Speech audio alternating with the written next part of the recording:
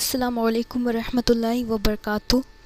लोगों के शर से डरें तो ये दुआ मांगनी चाहिए, पढ़नी चाहिए। अल्लाहुम्मा कफ़िनीहिम बिमा शिअत।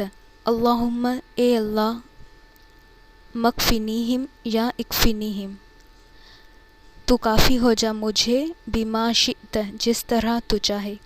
अल्लाहुम्मा ए अल्लाह, इकफ़िनीहिम तू काफ़ी हो जा मुझे, बिमा शिअत जिस तरह तू चाहे।